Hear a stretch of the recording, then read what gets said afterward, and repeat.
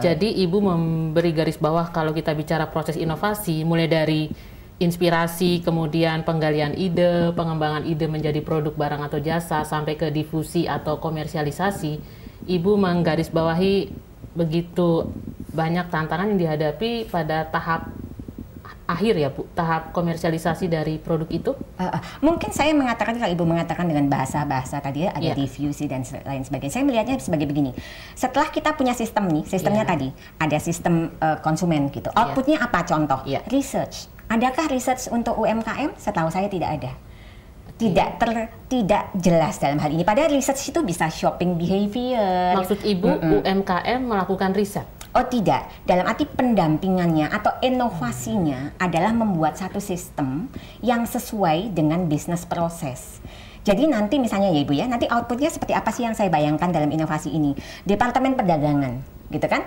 Dia Departemen Perdagangan akan mengurusi soal konsumen misalnya, mengurusi soal perdagangan itu sendiri, dalam hal ini marketingnya, gitu kan. Kemudian Departemen Perindustrian, gitu kan, misalkan, karena kita nanti pada waktu di segmen berikutnya mungkin saya akan menjelaskan bagaimana pola beli, gitu kan. Pola beli, misalkan Departemen Perindustrian akan membuat satu sistem di mana itu menangani proses produksinya. Baik, kalau saya menangkap dari ulasan Ibu ini, Ibu menggarisbawahi pentingnya inovasi dilakukan dalam proses pendampingan UMKM. Betul. Itu ya Ibu secara sistem dan dilakukan dalam bentuk besarnya, dalam bentuk besarnya. Baik, terima kasih Ibu. Jadi di sini menarik, alih-alih bicara tentang inovasi-inovasi yang sudah dilakukan oleh UMKM, Ibu melihat dalam rangka yang lebih besar, inovasi diperlukan untuk pendampingan atau dalam rangka mendampingi UMKM. Betul, gitu ya, Bu, ya? Dengan sistem yang based on business process. Dengan sistem yang berbasis proses bisnis UMKM. Proses bisnis perdagangan. Proses bisnis perdagangan. Baik, terima kasih Ibu Endang. Ibu Nining, dari begitu banyaknya ya, saya lihat lebih dari 100 mitra binaan. Ibu bisa bagi kepada kami contoh-contoh inovasi yang sudah terjadi. Oke, kami memiliki UKM sekarang ini yang sudah masuk di Carrefour, ada dua, mereka suami istri soalnya. Kemudian yang sudah jadi selebriti yang di televisi beberapa kali ini, satu orang juga, Ibu Nuning, dengan kelinci hias dan aneka produk dari kelinci, termasuk bakso kelinci, kaki naga kelinci, otak-otak kelinci, kemudian pakan kelincinya, pelet gitu. Kemudian ada beberapa yang sedang belajar menuju ke arah mereka. Jadi kalau kita melihat, jadi mengkaitkan tadi dengan sistem tadi ya, saya melihat bahwa mereka itu bergerak sendiri. Jadi memang kalau kita lihat bahkan yang sudah masuk di Carrefour pun ternyata kita baru menyadari meskipun omsetnya sudah 3 miliar, laporan keuangannya belum ada. Mereka sama sekali nggak ngerti pajak. Kemudian yang kelinci ini juga mereka belum tahu mengenai hakinya. Kemudian mengenai gizi dari daging kelinci itu misalnya belum dimasukkan di dalam ingredient yang ada di dalam bakso kelincinya dan sebagainya. Dan orang masih takut juga makan, wah ini kok kelincinya imut-imut, jangan dipotong gitu ya. Tapi kalau kita lihat di inovasi yang mereka lakukan itu, cara mereka itu mengemas ini berdasarkan pendampingan kita.